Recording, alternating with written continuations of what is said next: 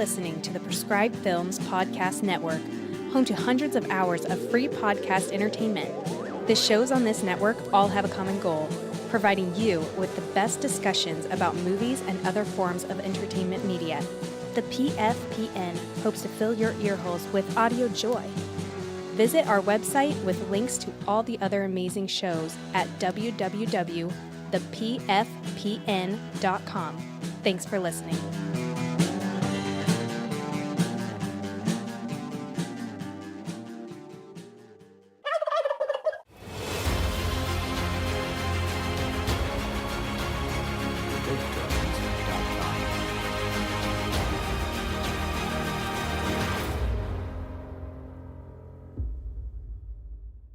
It used to be that calling a film a turkey was an insult. Nowadays, there's actually an audience for some of the worst movies ever made. This movie sucks. Baby, you are gonna go broke showing turkeys like these. Now we're talking turkey. Gobble, gobble, motherfucker. We cannot help but love bad movies. It's turkey time. Gobble, gobble. Welcome, everybody, to another episode of Let's Talk Turkeys. I'm your host, Movie Miss, and this week I'm talking a movie that is a long time coming on the show. Nobody has wanted to record it with me. No idea why, because this movie's fantastic in my opinion. Also in the opinion of my guest host this week. Please welcome to the show, everyone, the host of Movies for Days. It's Newman in the house. Hello, sir. Hey, how's it going? Good. How are you doing today? Oh my goodness, I've got the best energy to come in with claws out, with fangs ready. I'm feeling very hairy on this hot July day, so I think it's going to be a good time. Oh, awesome. Yeah, I was so excited that you were as excited to talk about this movie as I am. Do you want to let everybody know what movie we're talking about today? Absolutely, positively. Today we will be discussing the fantastic werewolf film Late Phases from 2014, also known as Late Phases Night of the Lone Wolf, directed by Adrian Garcia Bogliano and starring Nick D'Amici, Ethan Embry, Karen Lynn Gorney, Lance Guest, and Tom Noonan. Hey, speed limit 25. Easy, boy. It reminds me of that place that we used to live in when I was a kid. Looks like we beat the movers here. I can't see you, but you smell beautiful. Did you just move next door?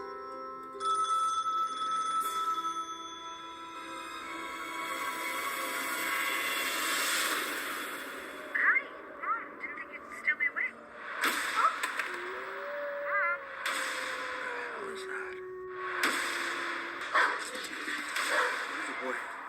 Dolores! Dolores!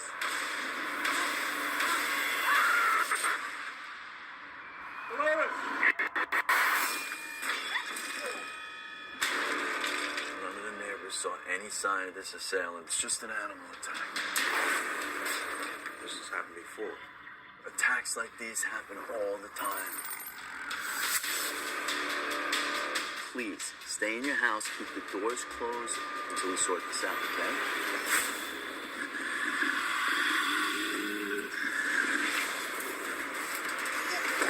Seems like such a nice place to live. People don't come to places like this to live. They come here to die.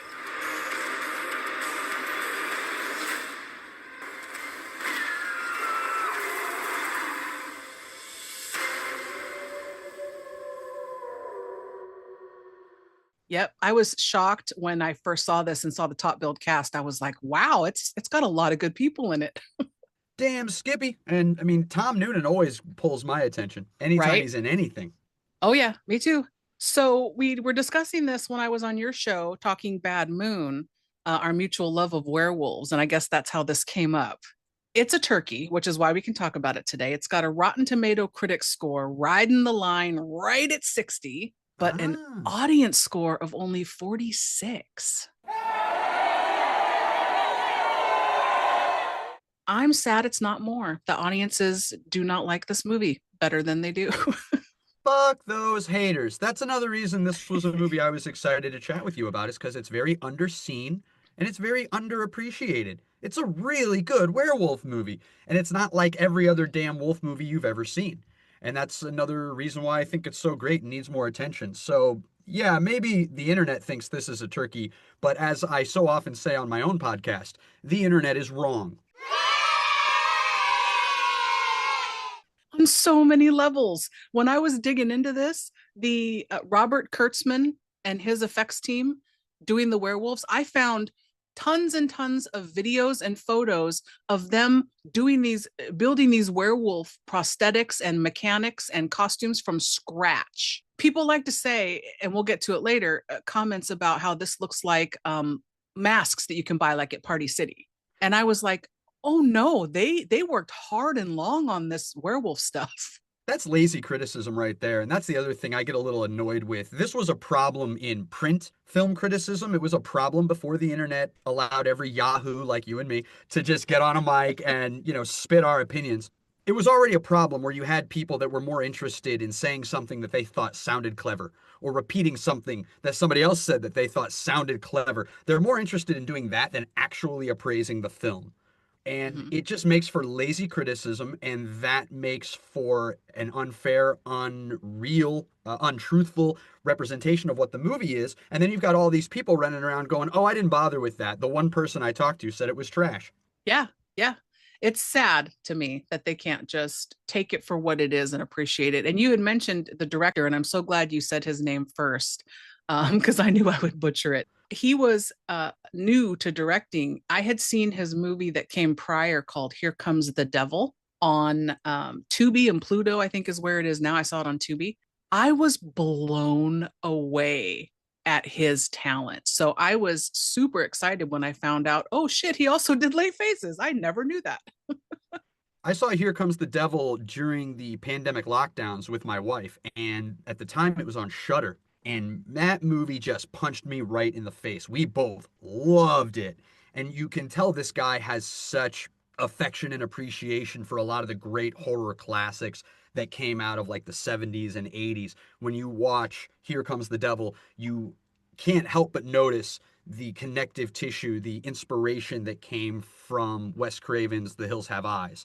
And similarly, when you watch Late Phases, you can't help but notice a lot of the visual inspiration that came from American Werewolf in London. And I think there's a couple other like specific werewolf shout outs that get made, but that was the one that really spoke to me, especially during the big transformation. And not in a, oh, well, I guess this guy saw American Werewolf in London, but it's the other way. You go, oh, this guy saw American Werewolf in London, yeah. And there's a difference. Yeah, he doesn't rip it off. He pays homage, and I can appreciate that.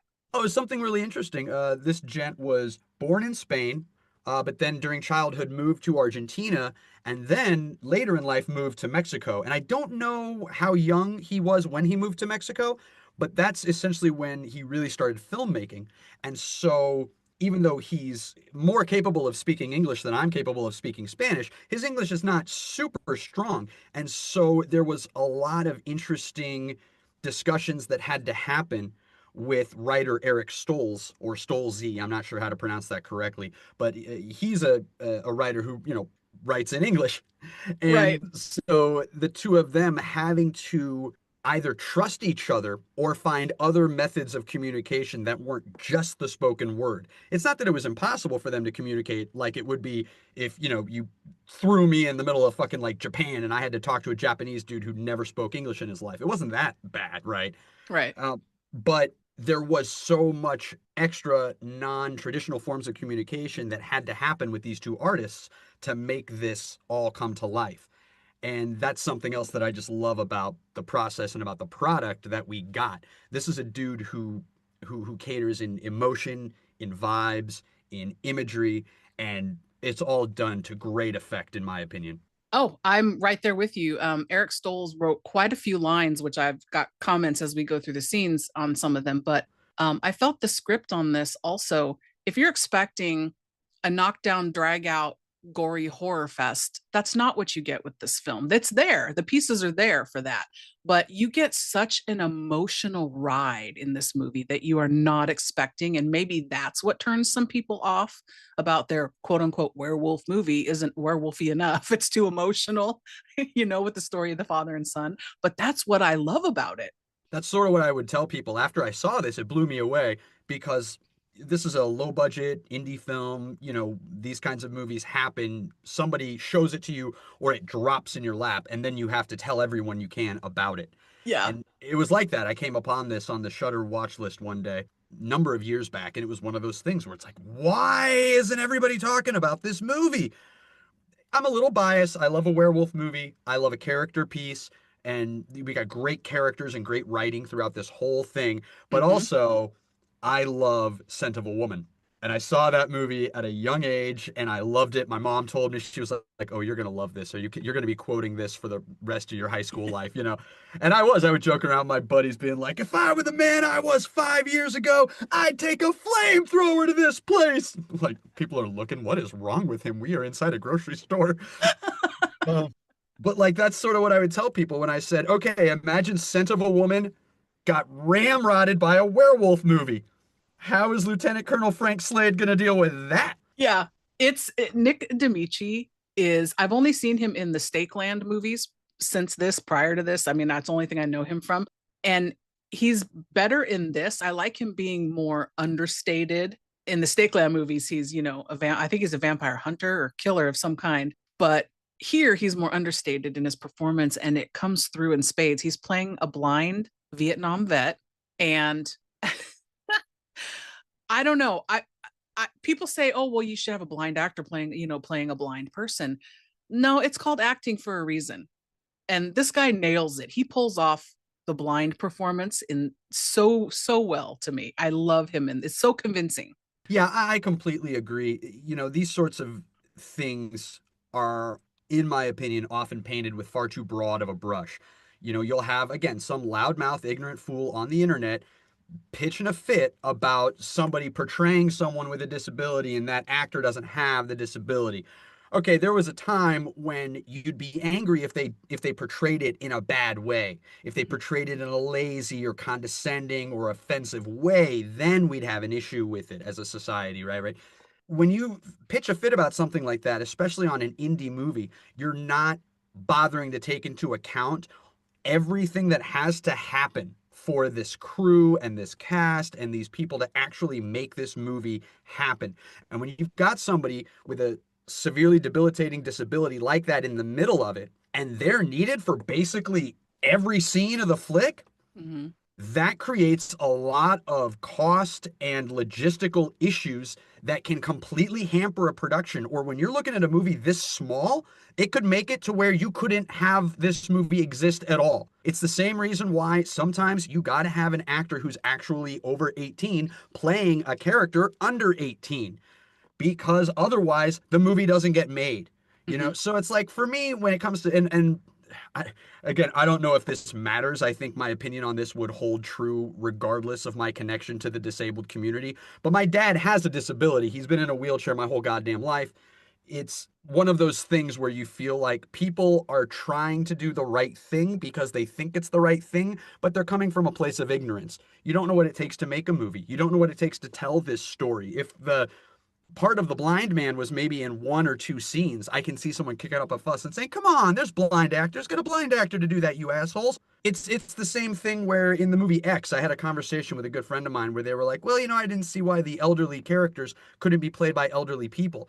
And I was like, putting aside how awesome the makeup is in that movie, so it's like, okay, we're robbing all these awesome makeup artists of getting to do this cool work. But the style of shooting for that movie, the stunt work that had to be done, the physicality required for those performances. Yeah, you're not having the actor do it one time and you go, "Cut, great, we got it, great job." It's not a fucking stage play. You have to do take after take after take after take, and that can really wear down a person's body. Or there are sets of differentiations or accommodations that have to be made for this person in this shooting scenario if they actually have that disability. And like we said before, that can hamper the whole production. So yeah, anybody who's got a I don't know, some sort of a representation issue with this can fucking miss me with that shit because you're coming from a place of ignorance, you know? Well, you did, yeah, bring up the production, and I could not find a shooting budget for this film anywhere. So I don't know if you did. There's also no box office numbers for it that I could find. Did you happen to come across any of that in your Googling? I similarly could not find any financials on this movie. I don't know It's what it weird. cost. I don't know if they what they spent on marketing. I don't even know Yeah. where it was released because it got a really small release, I think just to film festivals, and then I think it went straight to VOD. Yeah, so it won the South by Southwest Audience Award, which made me super happy. People did see it and appreciate it. And then it went later that year to VOD, or VHS for being real, right? Like VHS and DVD. Because I remember having the VHS of this with that really cool cover art with the silhouette of people complaining. Also, just love to complain, man. That's not the wolves you get in this movie. I'm like, you idiots. That's his silhouette of his dog. That And is his dog. That is not the wolf. I skipped over this, but our dog in this, the character is named Shadow, and that dog is played by Reina. Amazing canine performance. Reina, by the way, is Spanish for queen, and she is a queen. Yes, we love that in our dogs. This was filmed in New York, so that's evident in the film. You get to see on the side of a cop car it says New York, and they reference being upstate and near woods. I think it looks great, it sounds great, it's written great. Like it's that people are acting the hell out of this. Even Tina Louise shows up in this as a member of the retirement community from Gilligan's Island. Oh, that's too funny. Which was she one of the three, sort of the She's three one of sirens? the three biddies that I was calling them, the busybody ladies. Yeah. Yeah, she's one of them. All right, so I was going to ask you your relationship and connection to this film, but you pretty much laid it out that you found it during lockdown. I love that. Yeah, and it's weird when people complain about the movie not being what they want it to be because for Mm. me, the movie doesn't trick you. It doesn't make any bones about what it is. Mhm. A fairly slow paced, character driven, sort of it's a it's an indie movie. It's a Yes. fucking indie flick, and it's about elderly people dealing with death coming upon them. So Mhm. similar to Bubba Hotep, it is going to have a quieter, slightly more dread filled and a slow building tension to it. Yeah. It's not fucking 28 days later, and it's not pretending to be. So I guess we can cut right to the would you recommend it because I'm feeling like it's a yes for me. Big yes. Big yes. Really, if you have not seen Late Phases, and this sounds even vaguely in your wheelhouse, give it a look because it really, like you were saying before, the writing, the acting, the direction, the way it's shot, I mean, this movie gets it.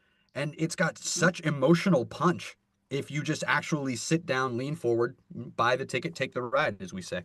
And it's only like an hour and a half. It's breezy. It's a breezy watch. Yeah, it's not going to take up your entire afternoon either. Yep. Yep.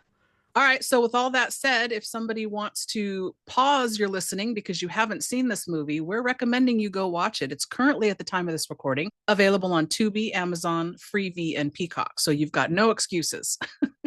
Pause this and go watch it, and then come back and listen to our spoilery discussion. And don't be asking me for an explanation as to why it's called Late Phases Night of the Lone Wolf, because I could not find a single explanation, because it was not written to be that way.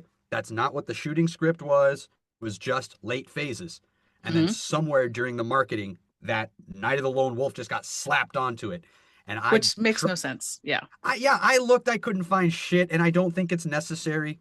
I'm not sure if there's No. another movie called Late Phases that I just haven't heard of, and they were like, whoa, we don't want that to be confusing when people are looking or we're marketing or something. Yeah. Or maybe they were like, Late Phases doesn't have the word wolf in it. People are too stupid to know that there's phases of the moon, and so if there's a And wolf on the cover, phases of life. Like, right? such a good metaphor. The sun is setting on, on this man's life, and he's amongst all these other people who have been somewhat forgotten, somewhat Mm-hmm. shoved away in a place that's more convenient for us, even though it's a dangerous place. And everyone's Yep. very nonchalant about all the animal attacks that keep happening here because the victims are elderly people, and often elderly people are considered kind of useless breathers, to quote a fucking Nazi. Sad but true. Sad but true.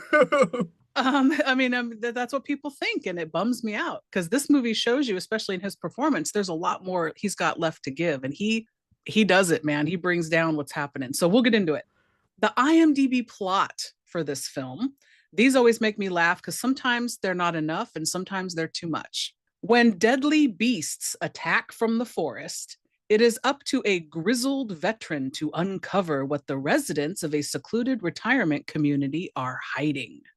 I mean, sorta. The problem here is with that. It's that last bit. It makes it sound as if it's like Hot Fuzz. It makes it sound as if there's like a secret cabal Yeah. perpetuating this wolf thing when in fact it really just gets out of control, you know. Yeah. All right, let's jump into this plot. So we open with a smattering of studio logos, about 5 or 6 that I counted, and that happens when you have an indie film, right? It is, right? It is just nature of the beast, but you know, it's I sometimes see what you did there. sometimes it's more noticeable, and I have to agree. Even with this rewatch, I was like, "Wow, we got a lot of these, don't we?" Lot. 2 solid minutes. So we get music, which on this film, I really liked the score. It's very ominous in tone when it needs to be, and then it becomes lighter and a little more pleasant when it needs to be. So kudos to them for the music on this film. Agree. So we get opening credits, we get a title card all on black screen. And this is back in the olden days when you could get 2.5 minutes of just nothing but credits. There's nothing happening on screen. In my opinion, they're padding the runtime, I guess. But I hadn't thought of that. I just like, let's get right to the action. Let's just jump in, you know. Although sometimes, and this probably comes out of my theater bias, you know, every musical has an overture. There, I think, is something to be said for taking that opening credits to set a tone and a mood with music and with whatever the progression of the credits is and whatever the font style is. And so I think there's something to be said for that, especially for a movie that I feel is fairly patient, like this one is. That's fair. So then the movie opens on a blind man and his beautiful service dog, perusing some tombstones at a small place. The one thing about this movie, I will say, the makeup guys, they did a fucking phenomenal job on everything in this movie, in my opinion, with the exception of one thing. The age spots, the 2 prominent age spots on his right cheek, they keep moving throughout the movie, and it's so distracting. Oh no. I hate to say it. I have to find one thing to nitpick. Oh, sure. Sure. But because he's so prominent all the time and the close-up shots all the time, you can't help but notice. So now, sadly for you, I've ruined it because on your next rewatch, you're going to notice. I was gonna say I noticed the spots, but they never stuck out to me as like, wait a minute, They move. That's not where they were before. Yeah. Yeah, that's and that will stick out to me next time. So thank you for that. Sorry. But honestly, in this whole movie, that's the only beef I have with it. Literally the only nitpick. I'll tell you something I'm not gonna complain about. A Larry Fessenden cameo. Yes. One of the producers of the film. And what else do we know him from? Oh Jesus, what don't we know him from? You know, The Dead Don't Die, Habit, which is one of my favorite indie vampire movies from back in the 90s. Man, this guy shows up fucking everywhere. There's a really great flick with Barbara Crampton and him and another couple of actors. Is it Beyond the Gates? I don't think that's the title. From Beyond? No. No. This is they're both older. This is a movie about a couple of parents whose kids were friends. One kid died, and they're all meeting up at a house because I think like graduation recently happened. And it's like, well, now that our son is dead, your son is kind of like a son to us. Come on up. But the house has all these demons and shit underneath. And there's like this death cult that has brought them here just to like have the demons feast on them. It's so good. I apologize. I'm taking us completely off the reservation. No, you're fine. You're fine. Larry Fessenden, because he shows up as the tombstone salesman. He's in 2 scenes in this film. And I like his nonchalant attitude about like, I'm gonna cut you a deal because you're a vet. Like, I'll give you 5%. He's like, I guess. And talking to him like, why do you need the tombstone, you know, and all this. And their conversation is just funny to me, like in both scenes. I don't know. I just really enjoy the writing in this film. he's a great New York actor and he's got a great feel for these kinds of movies. And so there's this layer of sleaze that Larry Yeah. Fessenden is able to kind of put on top of himself whenever he's doing a character if he wants to. And it's just so easy. It looks like it just grows on him if he doesn't shower for one day. Boom. That is so apt a description. So we learn that this man who is tombstone shopping is a blind retired veteran, and he's haggling with the guy about the cost of the stones. And then in the car ride home, the man's grown son is driving and he's on his cell phone. Shame on him while driving. But the man points out to him, I can hear you. Get off your phone. Like his senses, we learn, are super heightened because of being blind. And I like that they don't hit us over the head with it. They let us know in this little subtle way that he can just hear his son fussing with the phone. Oh yeah, and little things like that get dropped as the movie rolls on. We keep getting this. He's no spring chicken. This old man still has some tricks up his sleeve, and then Yeah. also don't fucking discount the blind man because just like that old ninja trope, the blind ninja who is like other senses are heightened, and so don't fuck with him because he'll really get you. We've got that going on with this character as well, and he also has Yep.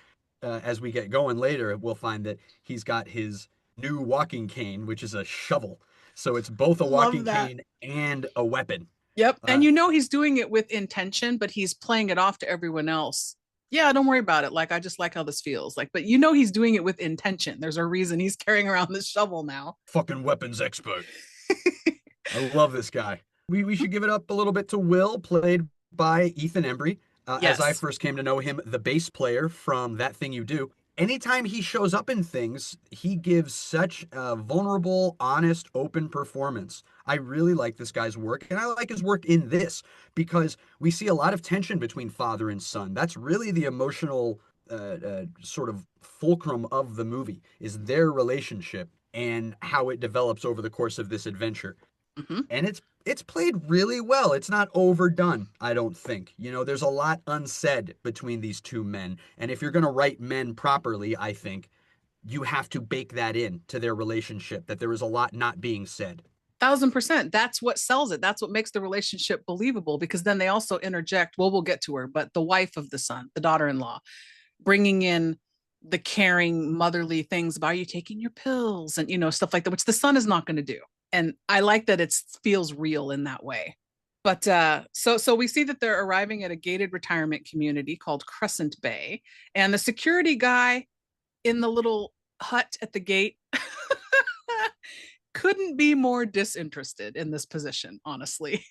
Yeah, he seems disinterested just in life in general. He's like not even looking at the potato chip bag as he's going for the chip. No, no, and he reminded me of the popcorn guy in Arachnophobia who just reaches in the bowl and just is going to eat a spider because he's not even looking. I'm like, bro, you're not paying attention to life. He doesn't even look up at the people who arrive at the gate. It's bonkers to me. But it's intentional, right? Like the guy's supposed to be a prick, I guess. And that's the other thing too that I sort of appreciated more when I reflected on the movie because this is the first moment that we get the first point of contact for Crescent Bay, right? He's like the host at a restaurant.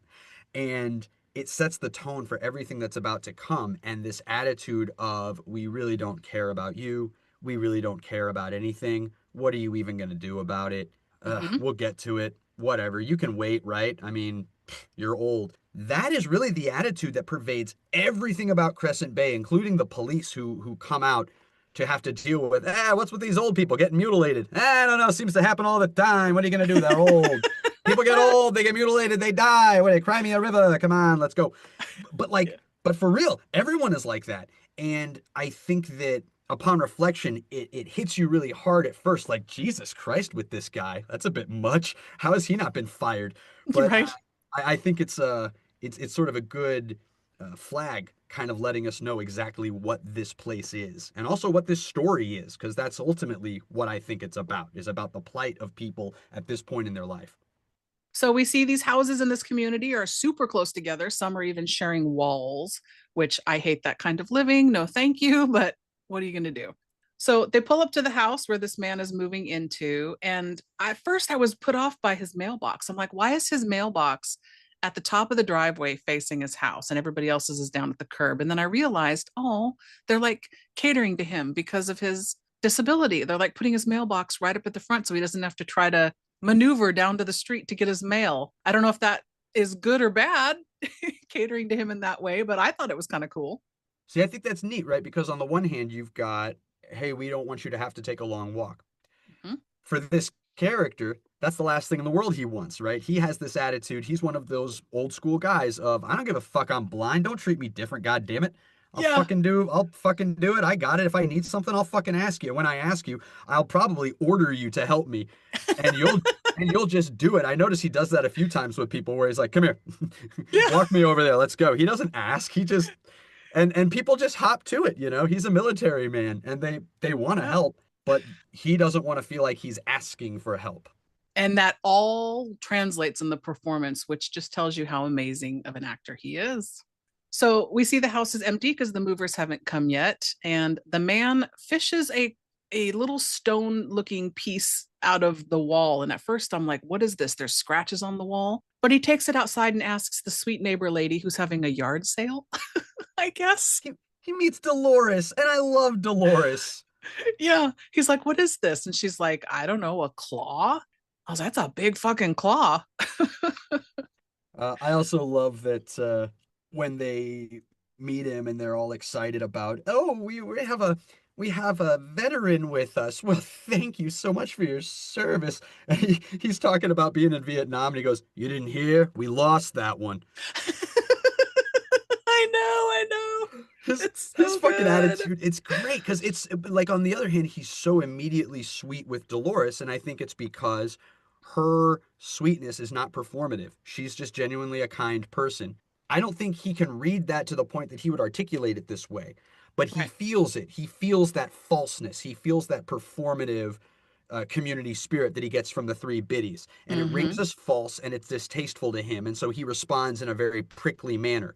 Now he probably doesn't have the emotional intelligence as a character to explain that, but that's Mm-hmm. what's great, as you've been saying about the acting. The actor gets it. The actor gets where this character's coming from, and so it's an instinctual behavior from him. And it's so real and it's so well translated. And it's fucking funny when he has lines like that. I also love that, you know, his son is a bit of a weird cynic as well, even though Will is painted as a big softy. Yeah. He also has some of his father's edge and cynicism about the world in his the way he observes things. You know, he says, "I feel like I'm dropping you off at prison." Does kind of feel that way, I would imagine. I do think it's sweet that he tells Dolores she smells beautiful. Again, that's a sweet, quick way of telling us heightened senses. We meet Shadow the dog, beautiful, with the three biddies, like you said, Tina Louise being one of them. I had to double look. I was like, no, it is. So we see now that this gentleman, he introduces himself. His name is Ambrose, our vet. He owns a handgun. He tells the ladies he was in the army for 20 years, 5 of them in Nam. The dog barks and is not happy with the situation, I guess. And he's just like, I'd see you ladies to the door, but I'm blind. Like, you know, that's the one time where he likes to pull that out. Yeah, because it's like the subtext is, I'd see you to the door, but I don't fucking care to, and I don't fucking want to, so get the fuck out of my house. So good. So later that night, we see a full moon, and this sweet neighbor lady Dolores is using her walker to get up and answer her phone. We see a wolf pass by the outside window of her house. This happens so early in the film. I'm always like, oh, yeah, we see the wolf right away. Two things that really got me watching it and going back to watch it a second time. Like you said, how quickly this first attack happens. It's 14 and a half minutes into the goddamn movie when this happens. It's also right after we meet Dolores, and he likes her so much. Not like a romantic, oh, let's go date and make it, old people love movie. But like, Would watch. yeah, would too, actually, because I don't know if this is something that just happened to me as I got closer to 40. When I see a really good romance movie involving elderly people, it's the cutest fucking thing in the world. Old people being cute is so fucking cute. Yes. I can't help that. But just she's the only person he warms to, could have a friendship with, And when I remember the movie, I remember them having multiple scenes together so that her death is an even bigger punch and it hurts even more and it spurns him on his journey even more. And so coming back and rewatching, it's like, no, motherfucker, that happens right away. It's like, oh my God. Mm-hmm. And that kind of, to me anyway, speaks to their strength as actors and the filmmaking, that in such a little bit of time, it really built up this camaraderie and this relationship that we feel very severed in this night of attacks, because it is multiple attacks. He loses multiple loved ones tonight, you might say. Agreed. So the werewolf, the way this is shot, I love, because we get the split where somebody's close up, somebody's in the distance, part of it's blurry. The action happens fast and we're cutting. We don't get a good look at the werewolf, like full in the light or anything. So it's just scary enough, I think, the way it's shot, where he busts in and attacks her. And I like that she grabs her little walker. She's gonna like try to fight it off, but Yeah. it doesn't work. No. God love her. She, use what you got and do your best. Not getting me without a fight. It doesn't matter how hopeless it is. I appreciate that. I also appreciate how her guts are literally ripped out and all over. And the Yeah. cinematography is great because we're sort of doing that thing we like to do, a little lateral track where we're kind of checking out the blood. We're checking out some furniture has been fucked. We know it's going to be bad. Oh, there's her foot. Oh, there's blood. Oh, it's going to be bad. Then the guts are like in a huge, and you're like, whoa, it's Saving Private Ryan. I didn't know we were going there. Holy shit, snacks and crackers. And they look good. Like, them guts look good. Yeah, agreed. I love that the way that they build you up to it, like you said, and then all of a sudden they smack you with it. You're like, you're getting some stuff. Here you go, some gore. The wolf, though, I like that Ambrose can hear what's going on in the other room, and he's leaning on the wall and pounding on the wall, and the wolf can hear him and runs up and slams against the wall and knocks him way off his feet. Yep. I love that so much. I don't know why. It's just impactful. Well, I think it also speaks to the specificity of the environment. You were talking about how it does kind of feel like prison when you've got walls that are shared, and so you can kind of hear what's happening in the next room, and it adds to that dehumanized feeling of being in a shoebox, being in a cubicle with all these other shoeboxes right next to each other, right? And Good point. so it adds to the lack of security and I think autonomy that these characters have. But it's the kind of moment that could only happen in this setting. Right. Oh goodness, and I'm getting so nerdy here with my hippy dippy vibes about it, but it also wouldn't have happened if he wasn't right up on the wall, banging on it, yelling her name.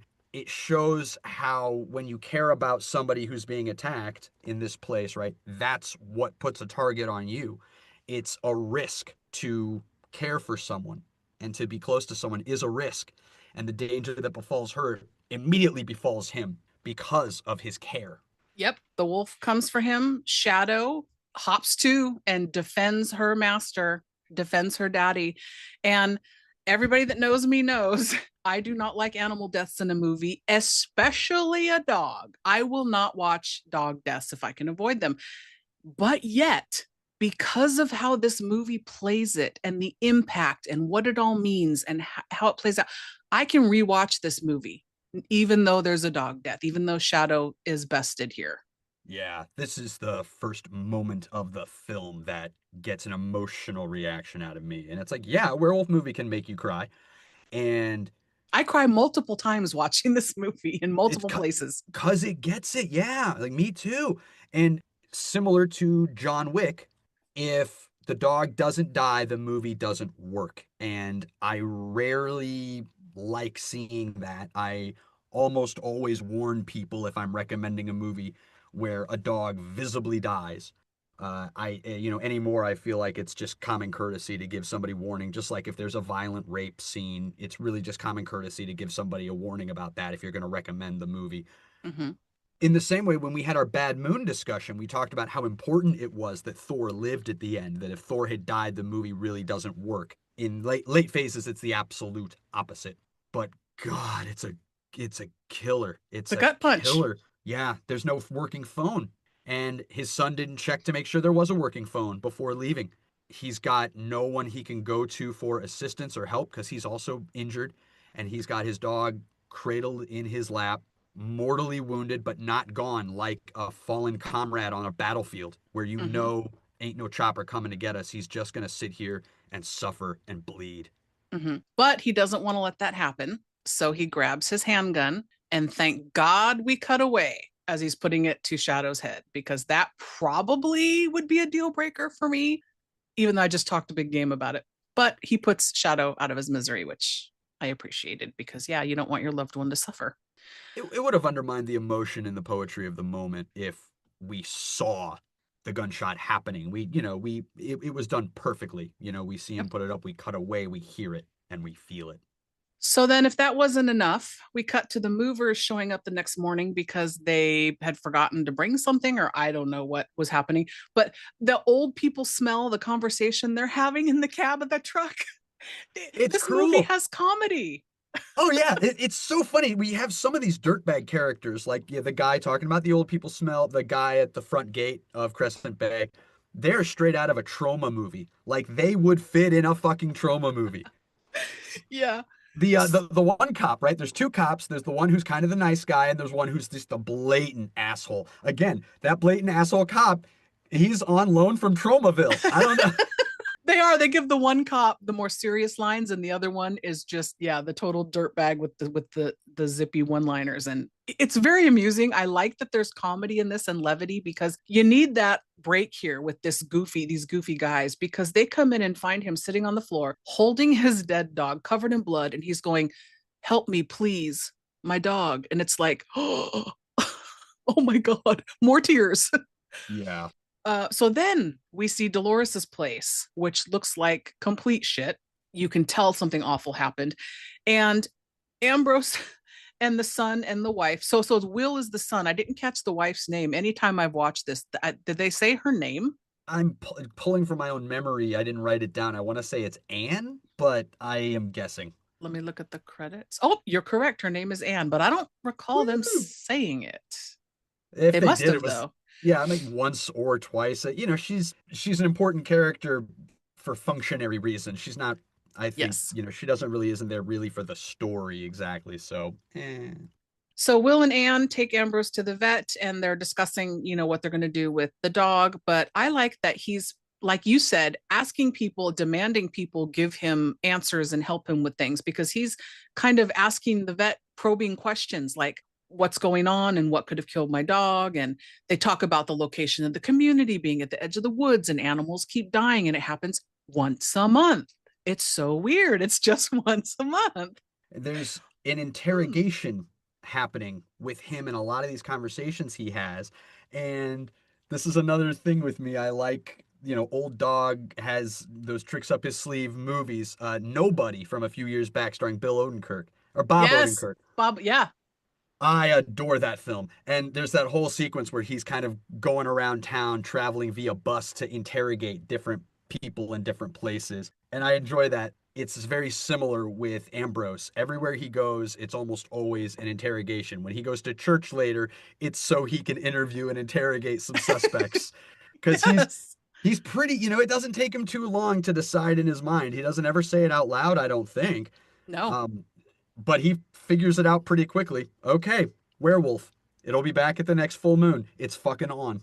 Yes, he is a smart cookie. He figures it out from these conversations. So they leave, and Ambrose decides he's going to take Shadow home instead of having him cremated or whatever, and he's going to bury him. Back at the community, the security guard, when they pull up now, did you notice he was reading a magazine this time? Yes, but I did not clock the name of that You didn't magazine. get the title? No, it must have just blown right past me. What was it? It's a fake titty mag, like a nudie mag, but the cover says devoured. Oh, good God. Could it be more in your face? Got little nods, little motifs there coming up here and there. I love Ambrose's line here after he's getting dropped back off, where he says, "People don't come to places like this to live; they come here to die." Yes, that's one of the lines I was talking about that hits you over the head with, this is the theme of the film, guys. In case you missed it, here's a line to let you know. Also, when the cops are outside, when they pull up and they're interviewing Dolores's daughter, I guess, pregnant daughter, and she's saying, I just want to get this over with and move on with my life. And I'm like, wow, your mom was just ripped to fucking shreds. So did you already write her off when you left her here? And now this is just an inconvenience that she died? Like, that's rough for me.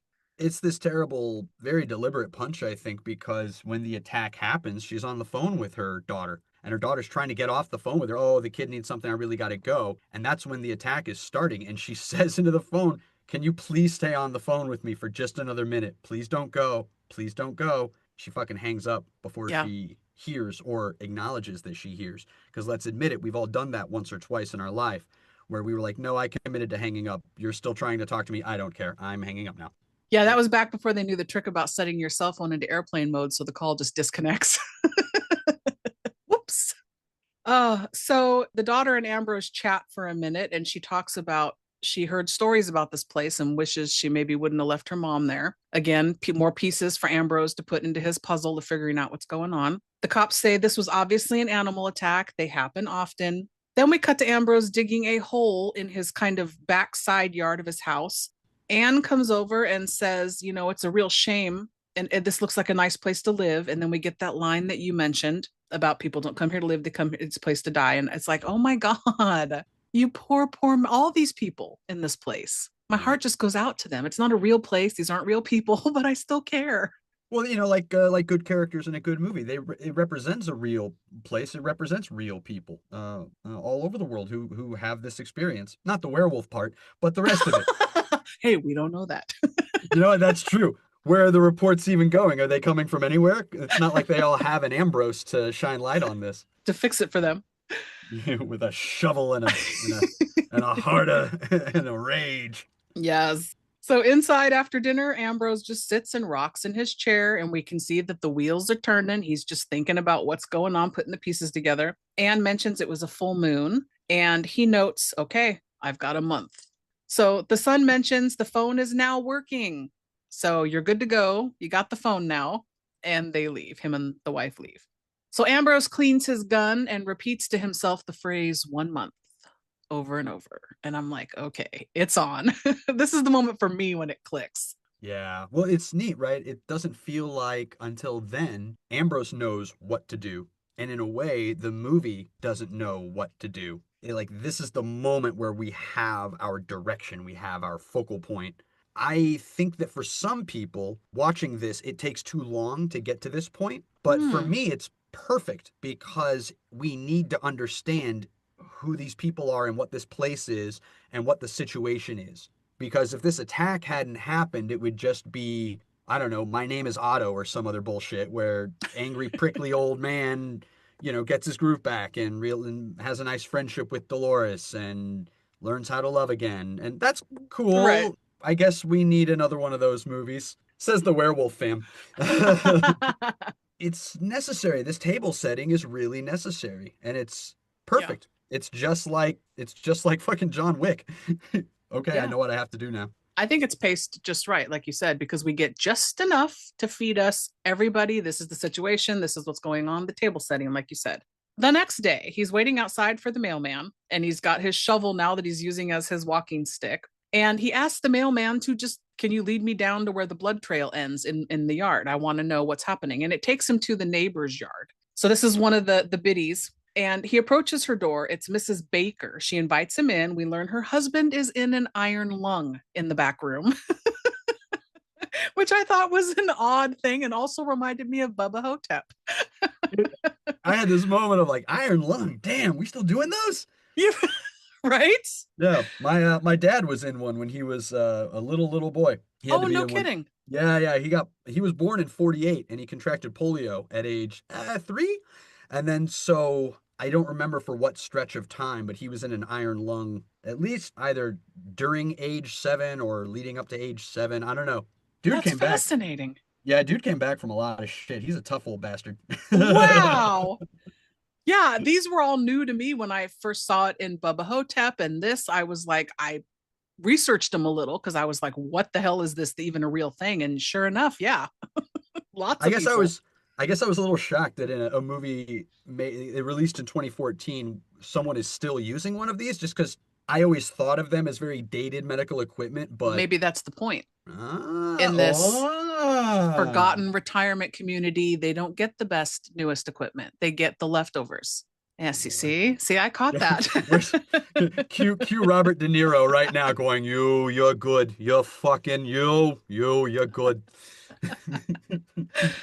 Oh, I'm surprised that that didn't come from you, though. You're very astute in picking this stuff up. That's crazy. I'm happy to have one, though. Happy to have one. You flatter me.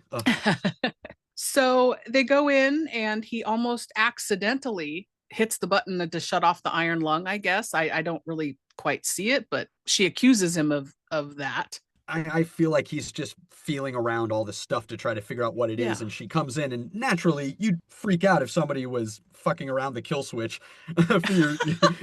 Somebody had a blindfold on and they came in your husband's iron lung and just started touching it, going, "Hey, what all these buttons do?" I think you'd understandably freak out. Oh, good point. Good point. But he does do that. Being blind, he does try to touch everything to assess. So that tracks too. When they're walking out, I just under his breath, he's like, "Poor fucking bastard." And I thought that's interesting and ironic that he would utter that phrase based on his feelings about his current situation. I think it comes back to him feeling that he is a very stubborn, character who grew up with very macho sensibilities. This is not going to hold him back any more than it absolutely has to, and he'll circumvent it however he has to. He sees somebody who doesn't have the ability to even get up, who doesn't have the ability to even speak. I think he sees that as like, Jesus Christ, just put a bullet in me. Like, I'm not that guy. Look at all the things I can do. And like, that's how he sees himself, as somebody who still can do a whole lot. And then also, I think having to live with the biddy, I think for him would also be a fate worse than death. I love that when he comes into the scene, she's growing vegetables outside, and he asks about the garden as a way to kind of get in. That's the thing. He knows how to turn on bits of charm when he needs to get in places. Yeah. And it sets up a good kind of crack it open and then end with a button with him leaving and saying, "Good luck with your vegetable." Because he's got that double meaning. Well, the thing about the poor fucking bastard too is, just to touch on it again, it's like somebody's always got it worse than you. You think you have it bad? Guess what? Somebody's got it worse. Usually you maybe don't meet them. He met him. Somebody does have it worse.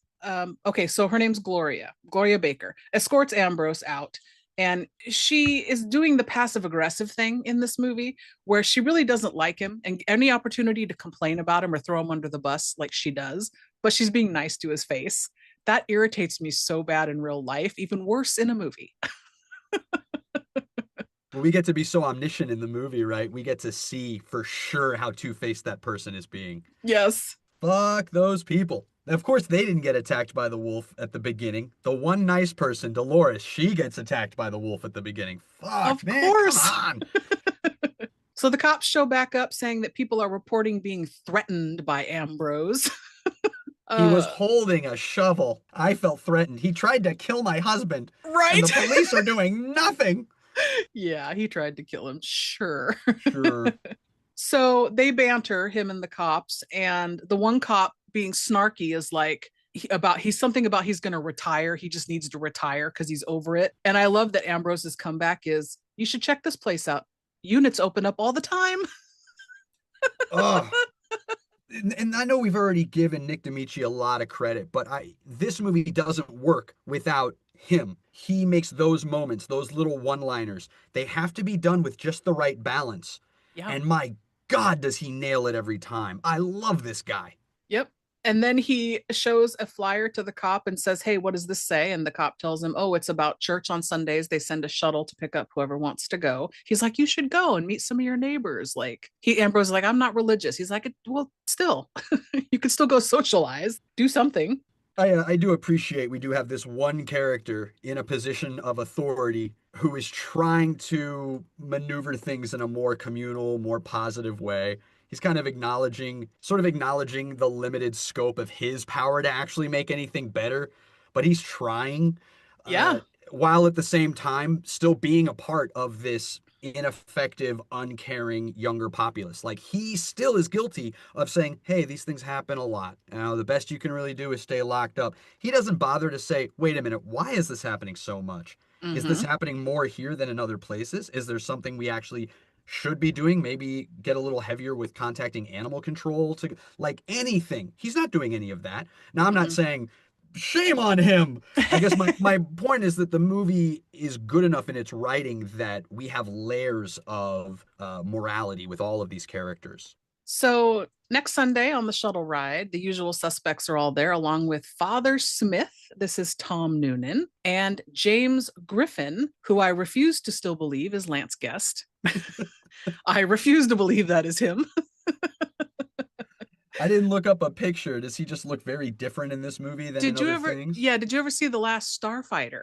You know, I have not. That one flew under my radar. I think I came up just a few years after that one. Okay, let me give you another one. Staple.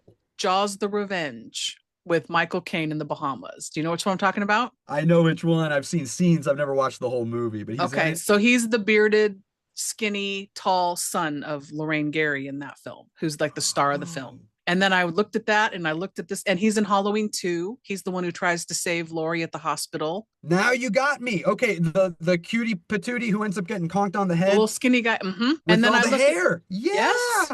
Ooh. Well, hey, you know what? 2013, 2014, they made this movie? Yeah.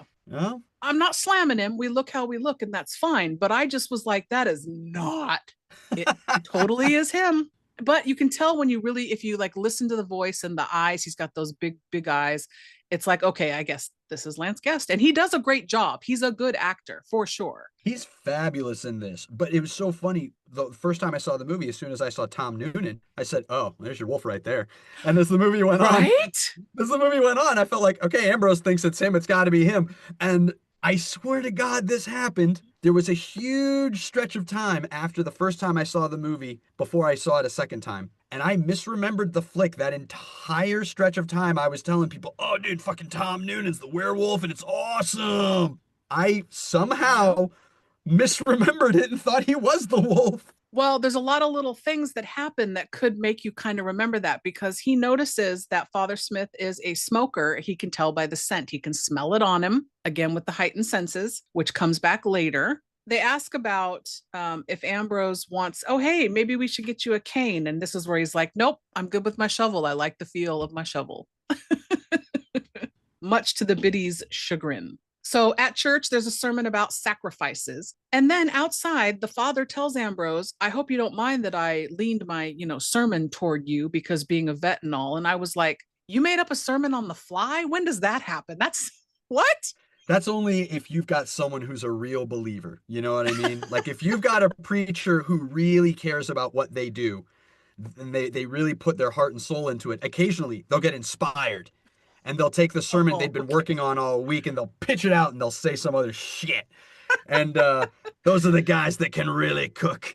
But this was neat to me because we have 3 of these. We have these 3 cigarette conversations between Ambrose and Father Smith. And these are the 2 best actors in the movie. These conversations are wonderfully written and beautifully acted. And the height difference between these 2 actors is so much that getting them into a little 2-shot is so difficult. Yeah. It's so obvious how difficult it is for the director to get the both of them comfortably into one frame. And part of me wishes, like, bro, you should have just cheated. Like, get an Apple box, do something. Because it reminded me of a movie I love called Deathline.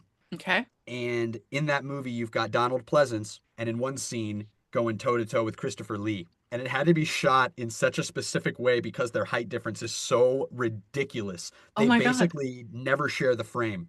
But it's an amazing scene that these 2 British badasses going toe-to-toe with words and wit. And they're coming from 2 different class backgrounds. And so that really informs the way they're going at each other. And it's just the one scene. But it's reminding me of this because I'm like, oh my God, you're both amazing. I love the both of you. Why are you both such different heights? Well, he cheats it later and they have him sitting on a bench. Thank goodness. Yeah, which He heard me yelling at the yeah, screen. right. I never attributed it to that, but I think you're right. He was in one scene like, just sit down so you guys can have, because the later one is much longer, the scene. They talk here briefly about how he lost his sight in the war, and he talks about getting the new cane, and he's like, I don't need one because I'm not planning on being around much longer. That always gets me because I forget that he says that. And I'm like, wow. So does he know something we don't know? Like, why is he saying that right here? Because he's not 100% positive of what's going to go down later, you know? It felt to me as if he was already considering suicide and that at a certain point after getting here, he was going to kill himself, that was sort of the plan, that it was a loose plan, but that's kind of his attitude at this point. Also, coming to this place, I think also seems to be this final stop on the trail, point of no return. This is where you die. And so I feel like he's also got that attitude about himself that, well, if I'm here, I probably don't have many years left. I think that that's why Tom Noonan's reaction is so stiff and strong, because he's reading between the lines and he is hearing somebody, maybe a brand new member of his congregation, but a member of his congregation nonetheless, telling him, I'm going to kill myself. And I think that's why he has such a visceral reaction. I really love this scene, the way they talk about war and about trauma and how, it can feel similar and how it hangs around and it becomes inconvenient for people. Once we're done welcoming you home and having all the parades, we kind of want you to just get over it and Right. stop being a problem. And they both talk about that in a really kind of matter of fact and eloquent way. Oh, I love the scenes between these two guys. Yeah. Then we cut to at home, Ambrose counting steps around his living room, trying to figure out how far it takes him from the kitchen to the couch and that sort of thing. He's doing some push ups, he's keeping up on his physicality. We cut to him digging the hole in his yard again, and poor dead Shadow wrapped up in a blanket, just laying there with flies buzzing around.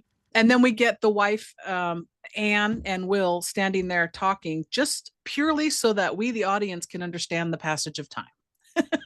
Because they Yep. mention it's been 2 weeks. When is he going to be done digging that hole? And I love it that this is sort of our Travis Bickle workout montage. He's swinging Yeah. the shovel around, he's training, he's getting himself prepared, he's counting the steps. It's also neat. Will comments at him about, like, God, this place is still such a mess. You haven't put anything away. And I kind of like that for two reasons. On the one hand, it feels a little bit part of that attitude where he's like, I'm not turning this little shoebox into a home. It's not a home. It's a place for me to die. Oh, and I probably gonna die pretty soon anyway. Fuck that. I'm not unpacking. Eat my ass. Right. But part of me also wonders if it's like, no, I don't want this place to be easy to maneuver in. I want this place to be hard to maneuver in, and I will have the route memorized. 3 steps this way, 4 steps that way, 5 steps this way, because when that thing comes back, I'm going to be ready for it. And it feels like that stuff he's got piled up, it's not just supplies, it's also obstacles. Mm-hmm. That's the vibe I got too. Okay, okay.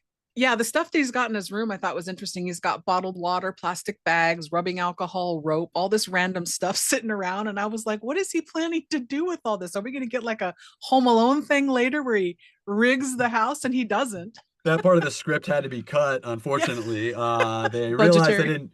Yeah, Larry Fessenden was able to help bring in some money, but not as much as they thought. So thankfully, they did not buy the paint cans. Can you imagine? They Oh, buy 12 paint cans, they can't use them. What a waste of the budget. so we cut to a shuttle ride where the busybody ladies are asking Mr. Griffin, who I still by this scene refuse to believe is Lance Guest. They ask if Ambrose can go on a different ride to church. We don't want him in here. He's violent, yada yada. So then we get a quick scene of Ambrose outside, like you said, swinging the shovel around. We see the full moon is almost there. It's halfway there because it's been 2 weeks. Next, Ambrose's son, Will, and Anne are in the car. They're being very sweet to him. She's concerned if he's taking his blood pressure medicine, tells him about this microwave that says the numbers out loud for the visually impaired. And I like that his answer is he's not that lonely that he needs something that'll talk to him. I'm like, this bro would not appreciate Alexa or Siri. No, not in the least. Are you kidding? And it's great too. I love that she chooses to say visually impaired, whereas a guy like this, I imagine, would be very much like members of the deaf community, very blunt about things. He'd probably bristle at the moniker visually impaired. It's like, I'm fucking blind, okay? There's a word for it. It's blind. Get the fuck over yourself. It's not a slur. Get out of my face with your fucking niceties. They're meaningless. And it's great because the movie doesn't have to stop the car to have that conversation. It's there, it's Hmm. there between the lines and with this character. I also find some of the name choices great because Griffin is the last name of the main character, the Invisible Man. And so the guy who, wait, am I allowed to say who the wolf is now? Yes, Do of we? course. Okay. So the guy who is the wolf, but who I didn't suspect, who's hiding in plain sight, an invisible man, as it were, fucking Griffin. Also, one of the biddies, last name Gloria Baker, like Hmm. Rick Baker, who designed the werewolf effects for American Werewolf in London. I I, love I it. We're picking it up. yeah, I didn't go through to like track and see if it happened all over the place, but those were the two that stuck out, and I was like, ooh, You nerded out. I My can't nerd help it. juice is leaking. Yeah, right. Give me a towel, somebody. I'm leaking nerd juice all over the place. Oh, I love it so much. See, this gives me more stuff to just revel in as I rewatch it because I will rewatch this movie a dozen more times, I'm sure. We also established that there's a wheezing cough that Yes. is a factor. Yes. Is it because he heard the wolf breathing that way, or like Yes. it is? Okay. Yes. I forgot to mention that earlier, but yes, because of the sound, he picks up on it and then he's equating it to the sounds that the wheezing Father Smith, the smoker, is making. And then I don't know, does Griffin wheeze here or it's not till Yes. later in the car? I believe it's later in the car. Okay. Because, yeah, he Because picks up that on the wheezing. yeah, that conversation is very important. Okay. Um, but you know what? That is later because that's after the second cigarette conversation between Ambrose and Father Okay. Roger. The first car ride with Griffin, because the biddies have complained to the point that the only blind man in the community has been kicked off the shuttle bus that takes them to church. Such bullshit. This is big Karen energy if ever I saw it. You know what I'm saying? Yes. BKE. Oh my God. And so, yeah, that's the answer. Griffin's going to drive him now. But we have this nice, tense little scene between the two of them here.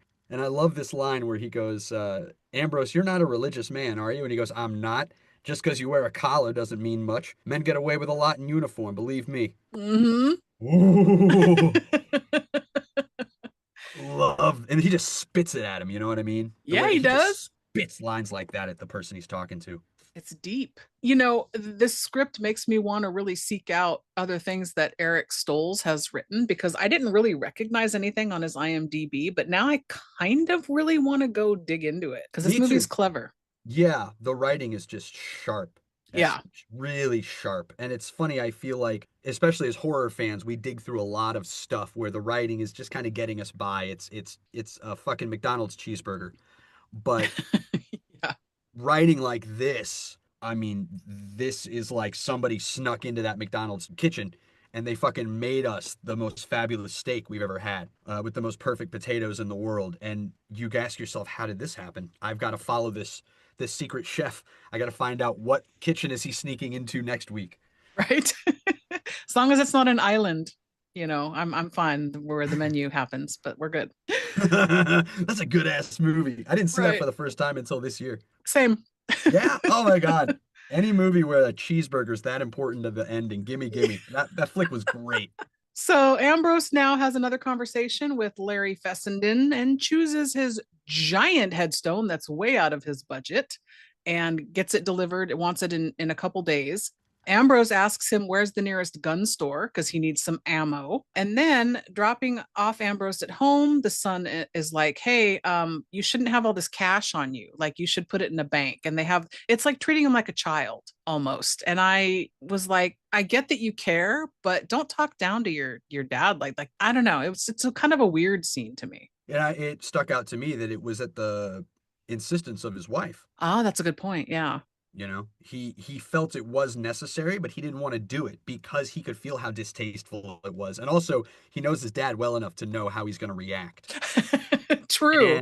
And yet he feels that pressure and he tries anyway. And yeah, it is this again, the ways in which the elderly are talked down to, they aren't taken seriously, and they're belittled and Mhm. dehumanized, oftentimes by the people that they've sacrificed the most for. to bring up and to get to the point where they are competent adults who can take care of themselves. I know everybody in the world has a story about how their parent treated them terribly, but the vast majority of people weren't horrendously abused. They had a decent enough childhood, and they have a lot to be grateful for to their parents for getting them to where they are. That's a good point. So then Ambrose goes back to digging his hole. He thinks his son is coming back to talk to him, but it is a hooded figure in this big black cloak of some kind. He smells him and thinks it's Father Smith. He hits him with the shovel, goes in for the gun, comes back, and the guy's gone. But that hooded cloak is on the ground. Now the cops come back and tell Ambrose, you better bury that dog soon because it's starting to smell. The neighbors are complaining, like, and he's going, well, hey, did you guys smell this? And he's holding up this robe thing. He's like, it smells like smoke. And they're just like, no, what are you talking about? I don't know if they're just being dismissive and jerky, or if it's just us like, oh, he's really got this heightened sense of smell. Like he can smell it.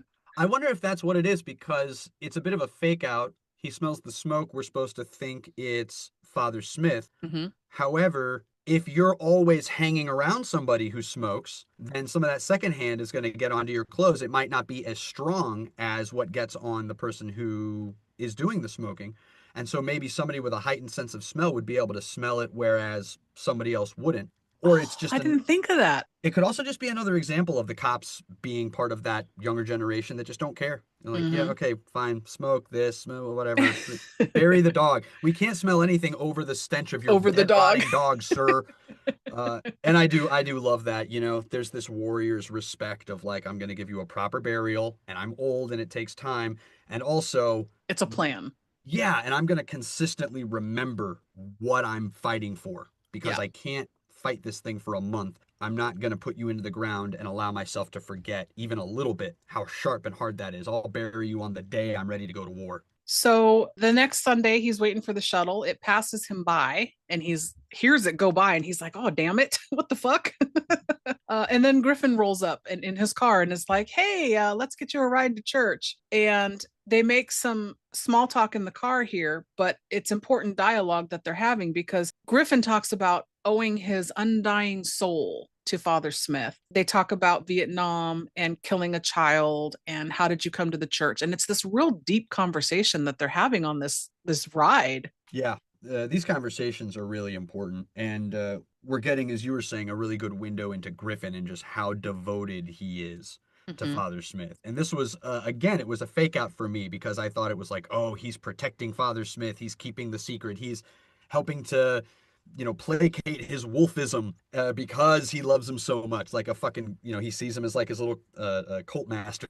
Right. And we learn later it's just because he feels like he was helping him try to stave off the wolf by leaning on the father for stuff. But on the way home from church, Griffin gets all offended in the car ride when Ambrose starts talking, just asking more questions about Father Smith, grilling him because he suspects him to be the wolf as well. And we get the wheezing, and Griffin uses an inhaler.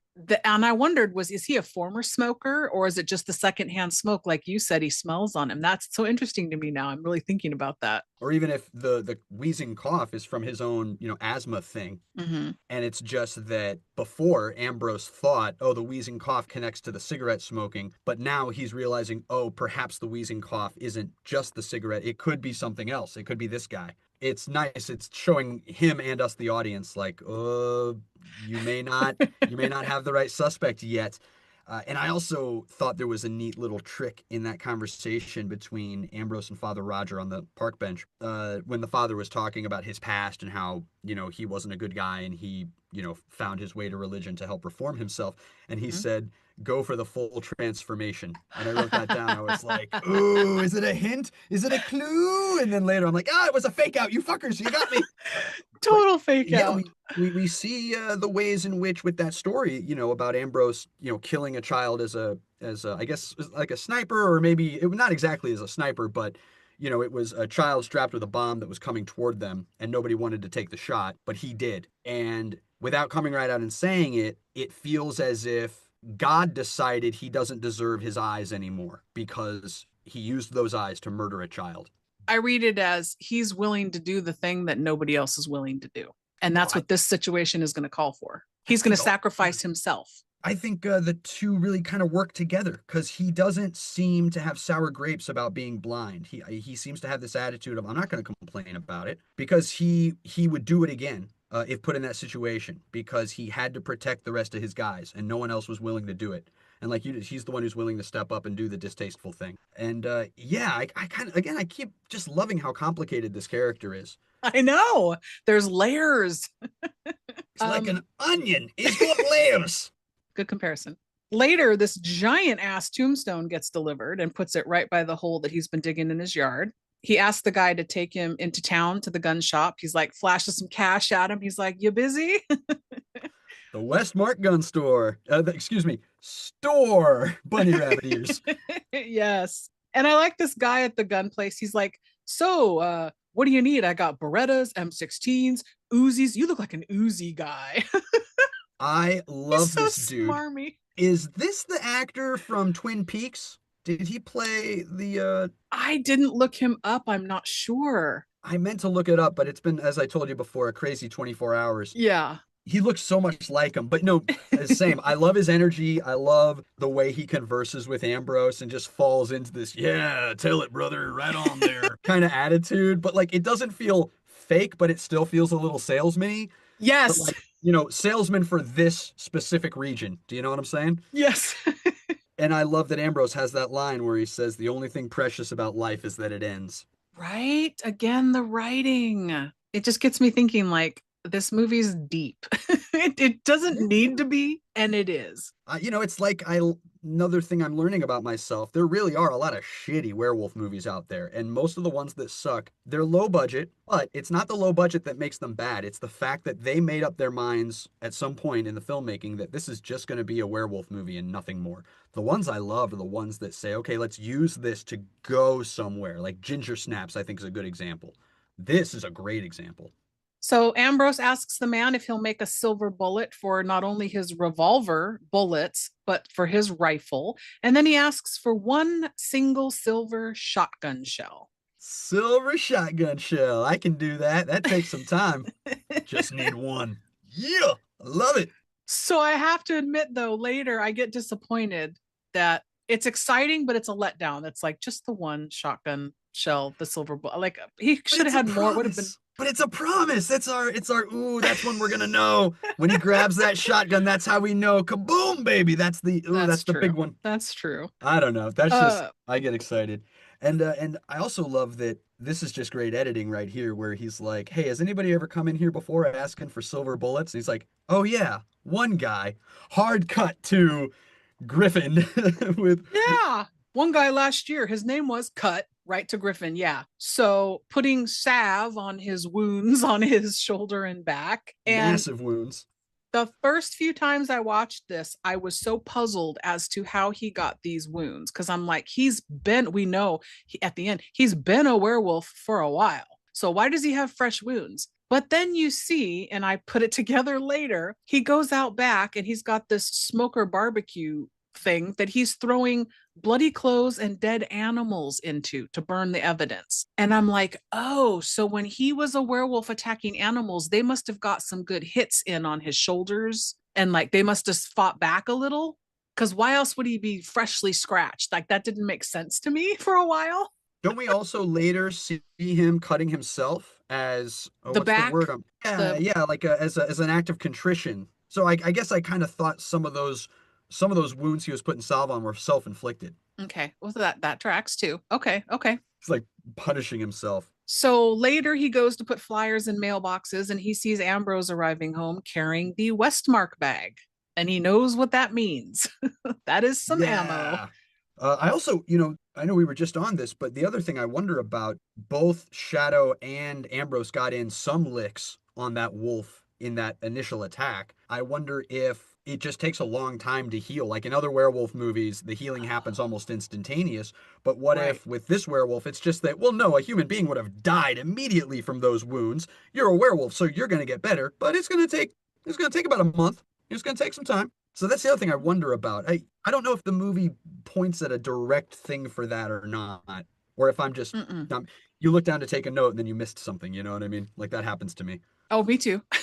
That's why I'm bringing up things to discuss, because I'm like, I'm not sure what to make of that.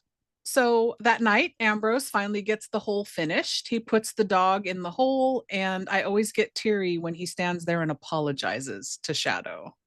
Me too. Rough. That is rough. Rough indeed. He pulls his gun on his son, who comes in unannounced into the house because he's worried about his dad, but he's sitting in this little dark closet with the gun. The son's freaked out, rightly so. We get another time check here because the son says, "This house is a mess and you've only been here a month." And he makes sure to point out, tomorrow night will be a month. 1 month tomorrow, you little shit. And we had set this up before that Will had a ring. It clearly looked like a wedding band in a previous scene. And he clearly had wanted to talk to his dad about it, but lost his nerve and pocketed it. And it's like the camera is telling us this will be important later. Yes. Well, and so Will tells him, hey, Anne's got family. She wants to be closer to them. We're going to move. Essentially, I'm going to leave you here. And I feel like shit about it, which is why I'm telling you in this way. But I'm still doing it. And then he pulls out the ring, and we learn that this was his wedding ring or his mom's or the wife, his mom. And he was like, you lied to me. You told me that you put this in her coffin and it got buried, but I found it amongst your shit. Why the fuck did you lie to me about that? What is this? And we don't get closure about it, though, because they just kind of leave it as a "you lied to me, oh, I'm sorry" kind of a thing. Yeah, more of this stuff unsaid between yes. And then also, too, Anne's pregnant, which is why they're moving closer to the family. And so he congratulates him. He's like, you're going to, you're going to be a good dad, or good luck being a dad. Something gives him like kind of a farewell, like, you go live your life. It's good, good luck and congrats. Yeah. So, yeah. But it's very sad. He's, kind of leaving him on his own. I think there's an understanding that it's like, this might be the last time we even see each other. Yes. The son says, fine, I'm going off to live my life. And he storms out. And then later that night, we get Tina Louise and her husband, who wears the eye patch, who I never know his name, but it's the little squirrely guy. He's Richard, and for whatever reason, I couldn't get her name. I was like, Richard and somebody mid prayer.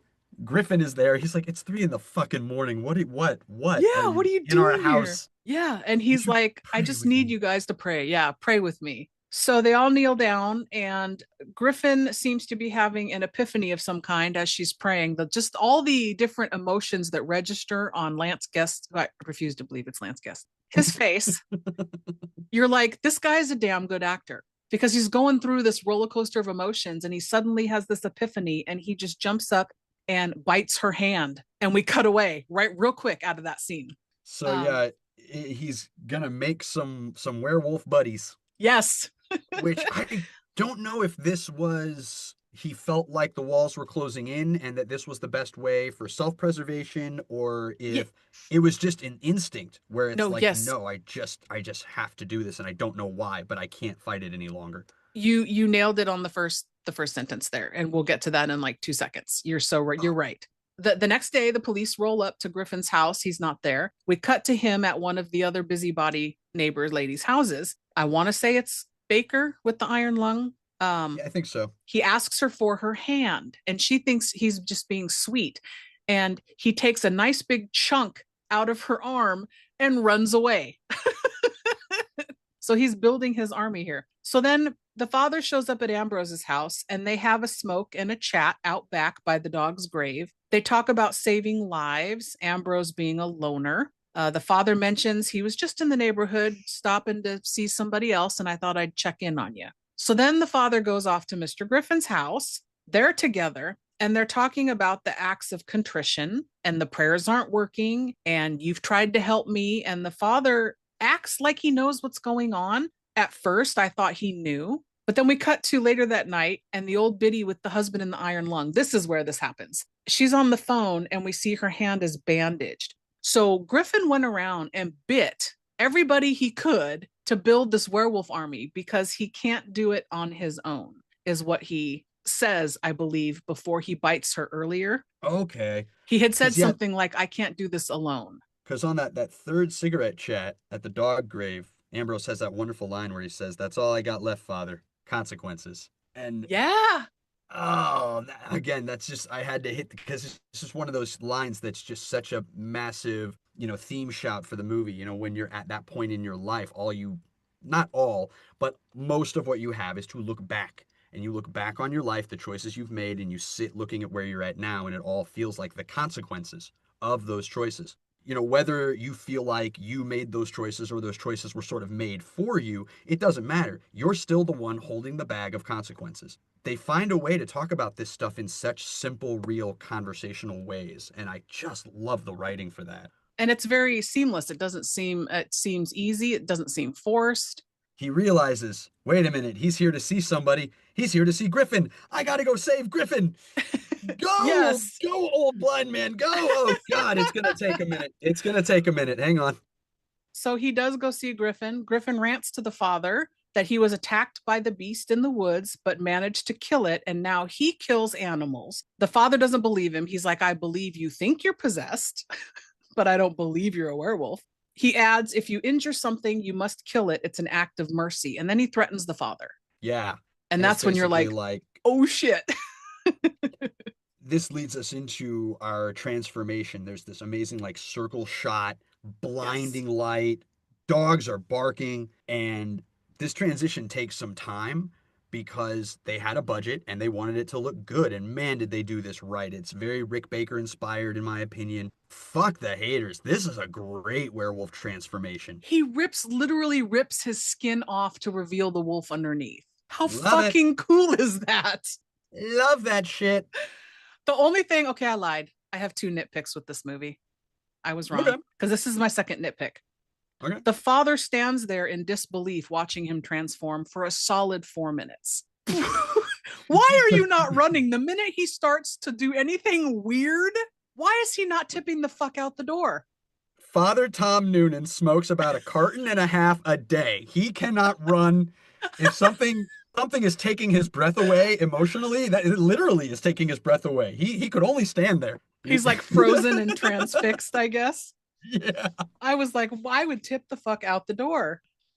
So yeah, he rips off his quickly enough. No. Griffin rips off that skin suit. He is full wolf. This scene is not only visually cool, it's just fun the way the camera spins, like you said. It's fun visually, all in all, just to watch.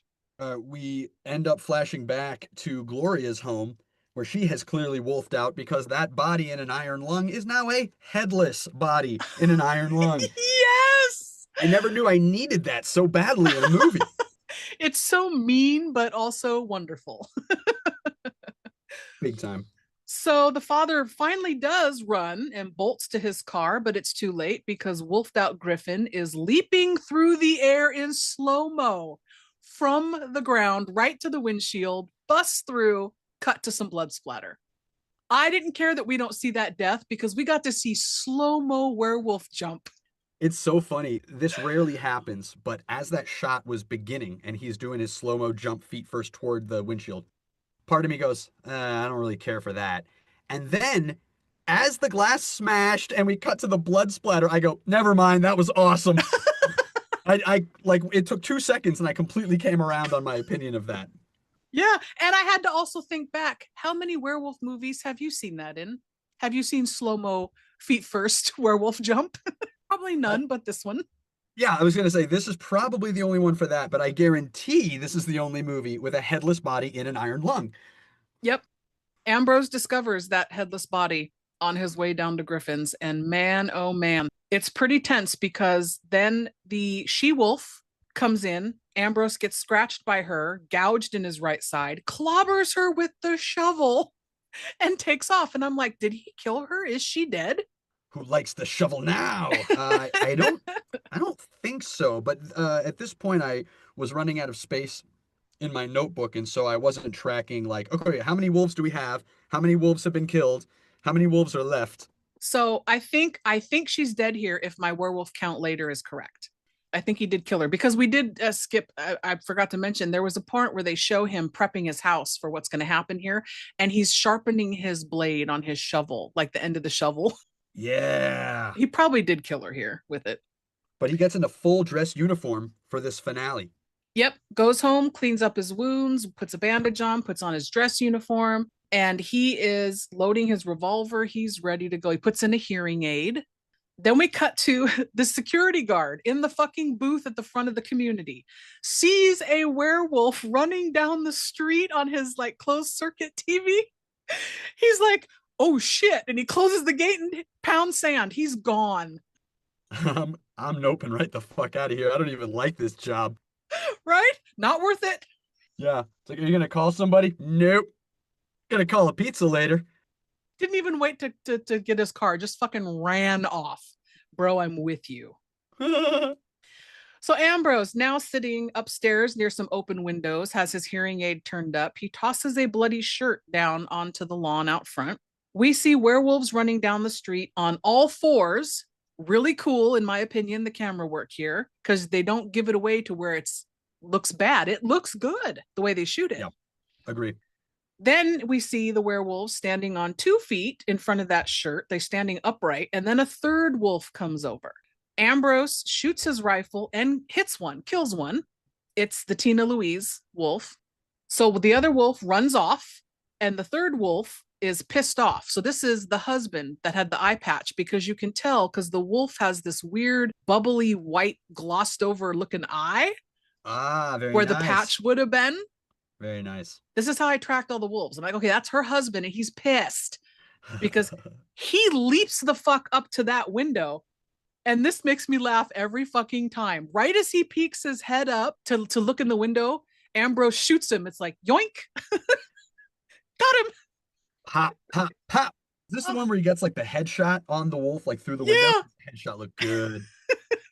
It does, and I laugh every time. Like, what are the odds that he fires it right when the wolf pops his head up? Good job. Although years of sniper training, I guess, paid off, right? Yeah, and the the sensitive hearing, he knew right where he was. Good point. So he takes his gun and shovel and he goes downstairs where another wolf is ransacking his house. He shoots at it, misses. He then gets jumped from behind, manages to flip the werewolf over, but shoots his foot by accident. Oh my God, special effects team, good job, because I almost puke every time they show it. Yeah, that mangled foot looks awesome. It So just good. looks good. Yeah, and he's got to deal with that the rest of the flick. Yep. He grabs a pan off the stove, clobbers the werewolf, and then shoots it twice, and it flies back through the wall. These are some aggressive shots. So then outside, another wolf is holding Tina Louise, her poor naked body now, her human form. And he runs, leaps through the window into the kitchen.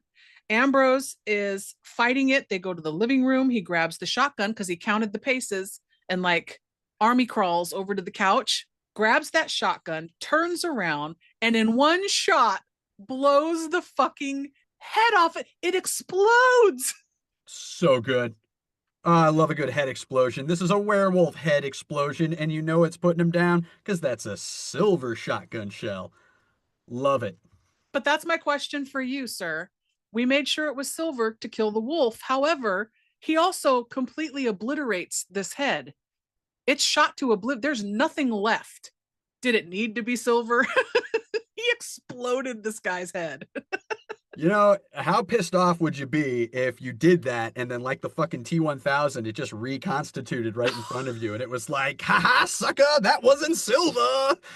You'd be pissed. Shit, I didn't think of that. Okay. Maybe you could grow a new one.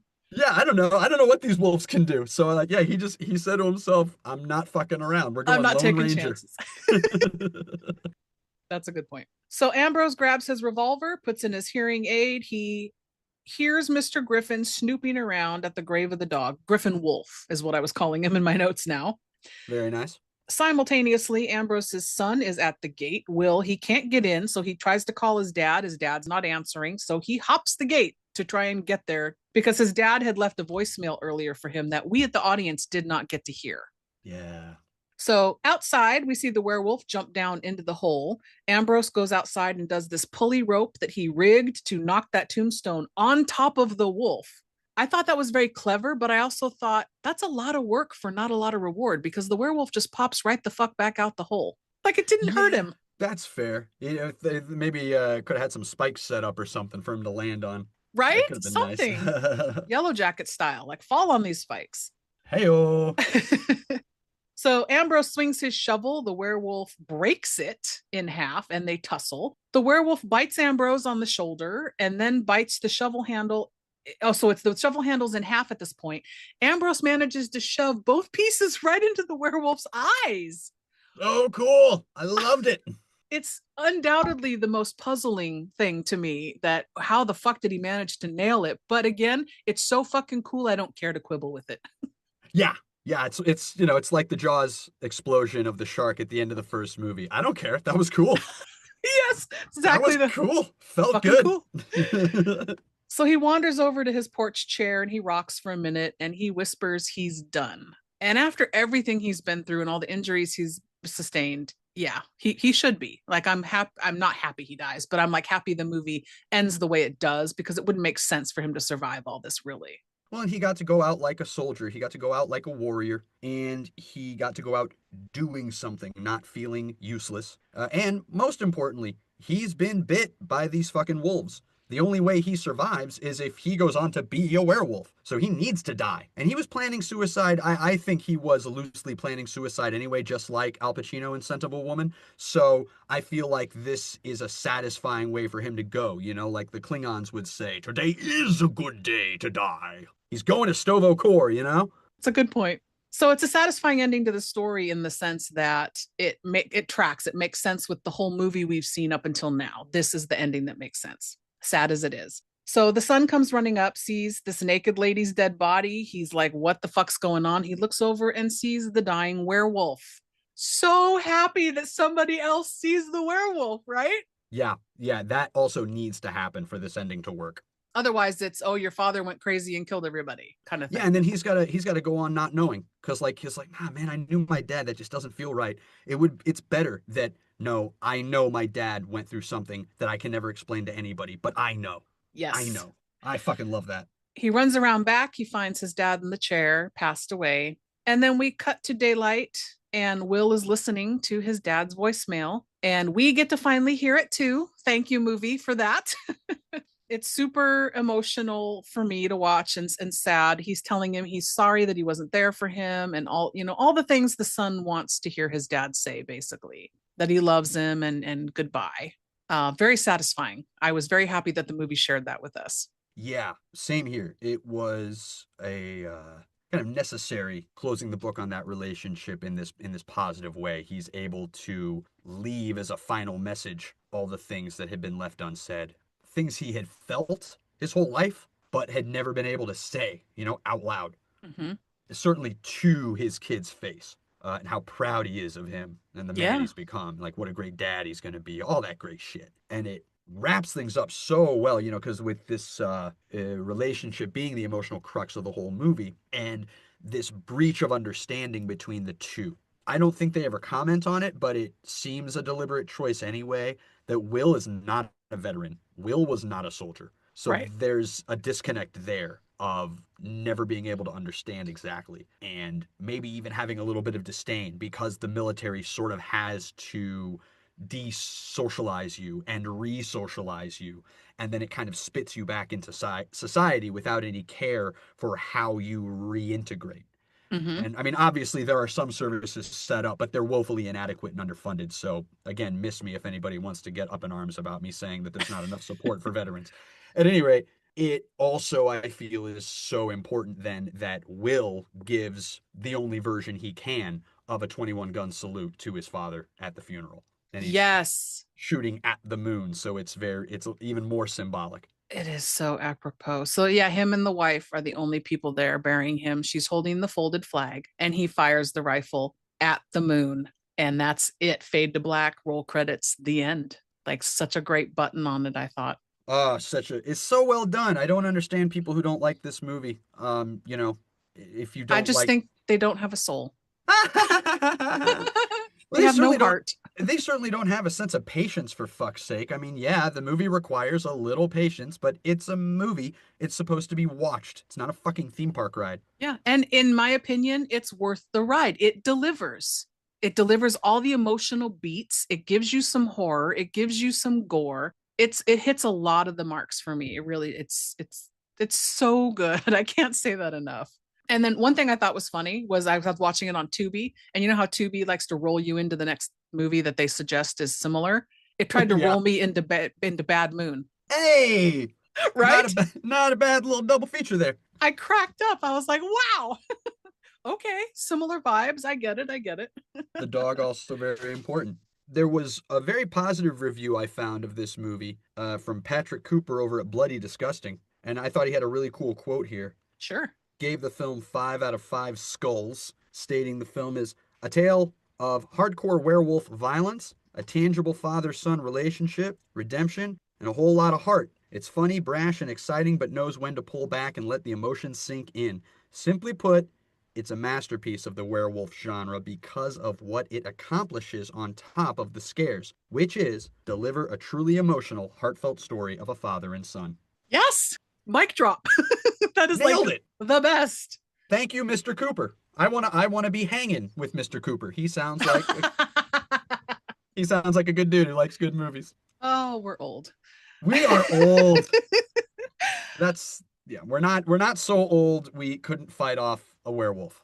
Right. Hey, I couldn't do it now. No, so I was a blind vet does it. Good for fucking him. He defended. Yeah, he's sort of a superhero in his own right. Was there anything that was left unsaid for you that you want to touch on? I don't think so. I think we carved this thing up and left no crumbs. Okay, then let's jump to the final bit. It's a new piece that I'm doing this season. It's called reviews. So I'm going to rapid fire some reviews at you, and I just want your thoughts on what these people had to say. Okay, these are culled from all over the internet, IMDb, Rotten Tomatoes, all over. And I've got a handful. So here's the first one. And I'm going to read them word for word. So if they sound weird, it's because I'm reading what these people wrote. And to me, that's the most amusing part. So it says, this one is one of my favorite movies. The title is even more revealing as it runs. What old, disabled people have to put up with in their late phases, quote unquote, is often sad to horrifying. Yes, there's werewolves, but they really aren't the scariest part. I'm sure the viewers growing older and more horrifying it will be. 4 stars out of 5. I think I know what they were trying to say here. No notes. Totally agree. I mean, I feel like, we've echoed a lot of those sentiments in our discussion tonight. Yep. All right. So the second one, 3 out of 5 stars. And they simply say, kill all sons of bitches. What? Is that a line from the movie? Then I don't know. I don't know. I don't know what to say. Is that the right movie they watched? I don't know. So the third one is 3.5 out of 5. Certainly not spectacular, but much better than expected. It's reminiscent of Bubba Hotep's meditation on the indignities of aging and regret. But they play this as a straight horror rather than comedy. A solid werewolf B movie. Fair. Funny that they mentioned Bubba Hotep, right? After you did. Yeah. Well, it's just there's this tone. There's like a quiet, oppressive silence with Bubba Hotep. Like, I remember the first time I watched that movie, it started putting me to sleep, not because the movie's boring, but because the movie was working and it was late. But like there's a similar, there's a similar kind of a tone at play here, especially early on as we're getting settled into Crescent Bay and what Crescent Bay is, what it represents. So that's kind of my stepping stone for people is like, if you liked Bubba Hotep, you definitely need to watch Late Phases because very, very similar. All right, so this fourth one is 1 star, 1 out of 10. So this is IMDb where they let you do 10. So 1 out of 10. Why the dogs always have to die first. Hated it. Whatever. You're gonna discount the whole movie because of that? Yeah, I'm gonna discount their whole review because they discounted the whole movie. Yeah, no, this reminds me of old work friend from ages ago who watched John Wick on everybody's recommendation and turned it off after the dog got killed because she was so upset that the dog got killed. And she told us that, and we all threw our hands up in the air and we were like, oh my God, that's the catalyst. You would have felt better if you'd hung around and saw how not only was the dog avenged, but he rescued a new dog. Yes. Like, you probably would have dug it if you just stuck it out. Shoot, I mean, I began this whole discussion talking about how sad it is that the dog dies and how, that's something I feel like a person should generally get warned about. And Good point. so, Maybe if they you, didn't know going in. Yeah. yeah, and if it's that hot button of an issue for you, then all right, whatever. All right, two more. So this lady gave it 1 out of 5. She says the movie was average to say the least. The guy who played the blind veteran was so stiff he never moved his head, eyes, a blind person. Does his portrayal was not accurate. The werewolves are laughable. I disagree on Demichi being stiff. And what movie was she watching? I don't Yeah. know. Yeah. Again, yeah. What movie was she watching is I think the best question to ask after such a review. And then we're going to end it with another 1 out of 10. This lady titled hers, "Did I watch the same movie as everyone else?" Okay, so Wait, here's what maybe she didn't. Hang maybe on, she let's see. didn't. Could have been Twilight, and she just doesn't know. Don't get me started on that letdown of wolf portrayal. All right. She says, I have lived on this planet for half a century, and I've never reviewed a single movie, not one, good or bad. This movie has moved me into action. I couldn't live with myself knowing that I didn't warn others before they waste 2 hours of their life. Who are these reviewers giving this film 8 and 9 stars? Did IMDb adopt a new rating scale? I actually feel more stupid having watched this movie. 1 star. You could literally put that review on any movie you don't like. She probably copies and pastes. I was gonna say, like, this, that says nothing about the film that the review is being attached to. I love the idea that this movie was her werewolf attack. After this, no, I will not stand idly by on the sidelines. I'm getting into the game. Are you getting a letterboxed? I don't know what that is. I'm gonna review things on IMDb, She was moved to action. where the important discourse is happening. Thank God we've got her voice in there.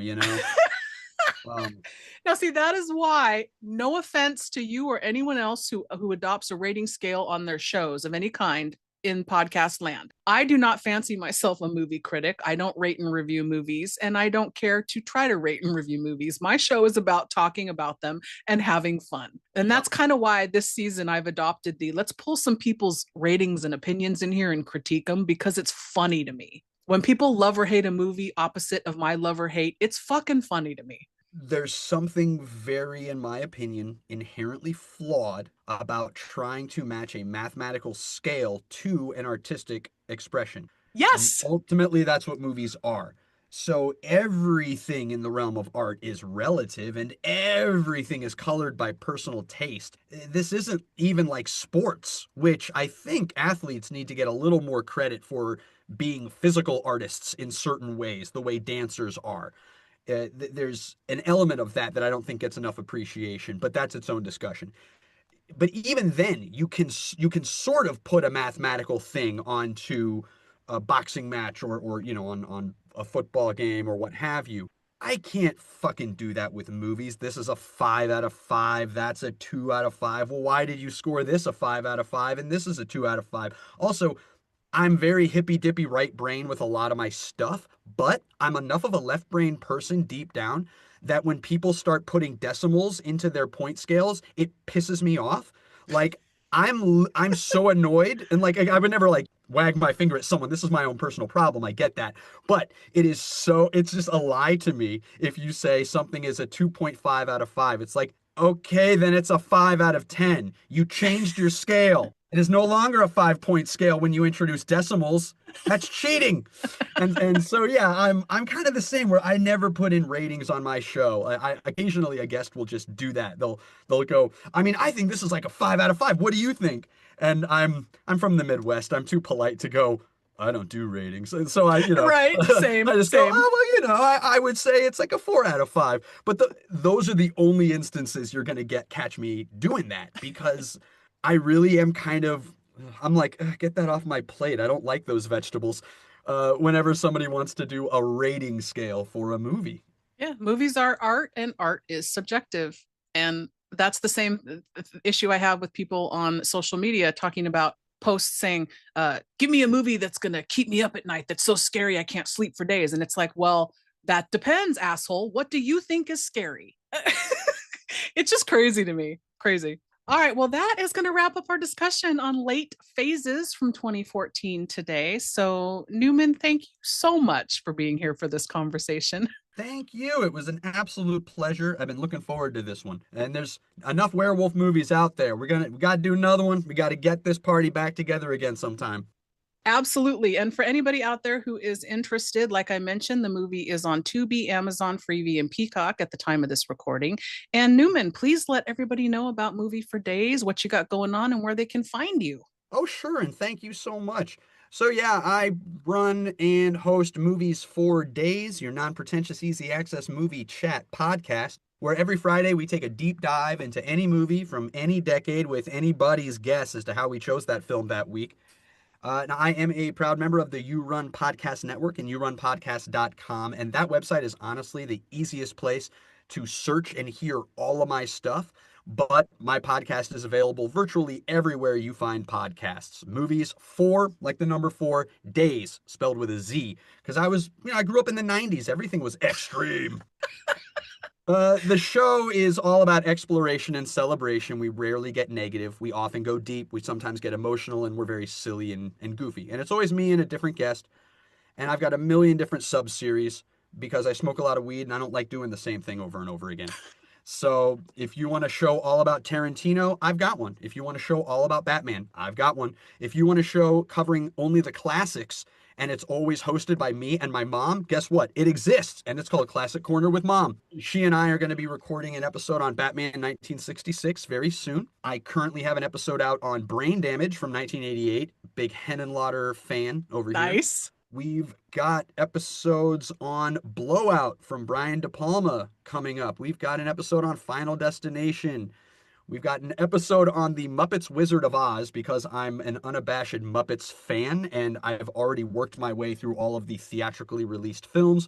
So now I'm hitting some of the straight-to-video shit. Who's your favorite Muppet? Knee-jerk Gonzo, but okay. But it varies depending on the hour of the day. I love those fuckers. I mean, I love Kermit too. I mean, he's, mine's Rizzo. And Rizzo. You say Mine's Rizzo? Rizzo the Rat. I was gonna say Rizzo's a big one for me. God damn it. So Muppet Christmas Carol then is one of your favorites. Yes, that in my opinion is the best version of A Christmas Carol ever put to film. Thank you. Yes. Okay, I smell a Christmas episode coming. Well, that one has definitely already happened. But the beauty is that there are multiple.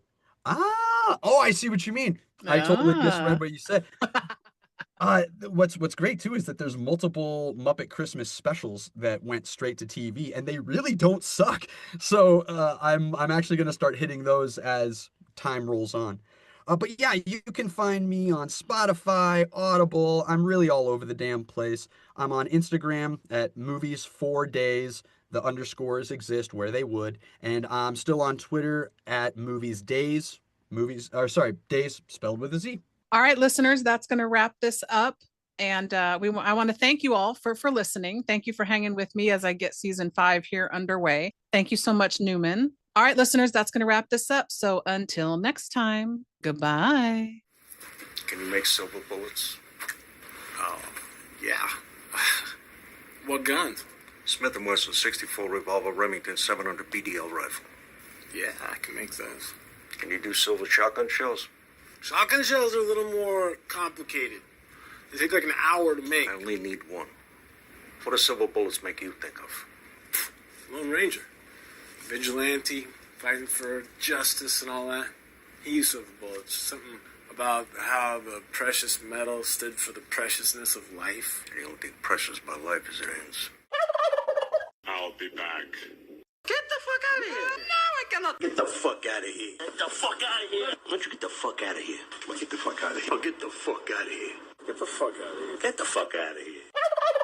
Hey listeners, Movie Miss here. Listen, I know you have a lot of options when it comes to podcasts, so thank you for listening to the show. I know everybody says this, but for a fledgling little show like ours that's just hanging on, it would really help us if you could subscribe, rate, and review the show on Spotify, Apple, YouTube, Good Pods. We're also on Pandora, Audible, Amazon Music. It would really help us grow the show and reach more people if you could subscribe and then rate and review, which is really the key part of it. Make sure to be part of our bad movie conversation by following us on social media. Interact with me on social media. I'm on Instagram at Movie Miss, which is movie_miss. The show is on Instagram at Let's Talk Turkeys. Also on Blue Sky at Let's Talk Turkeys and Facebook.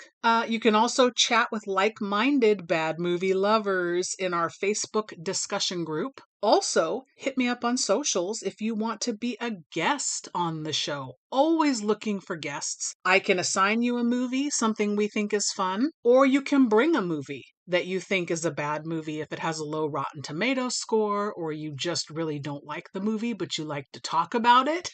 That's half the fun, I think. Again, this goes without saying, but I'm going to say it. Without you, the show wouldn't still be kicking around. So thank you so much for hanging in there with us. You're still here? It's over. Go home. Go.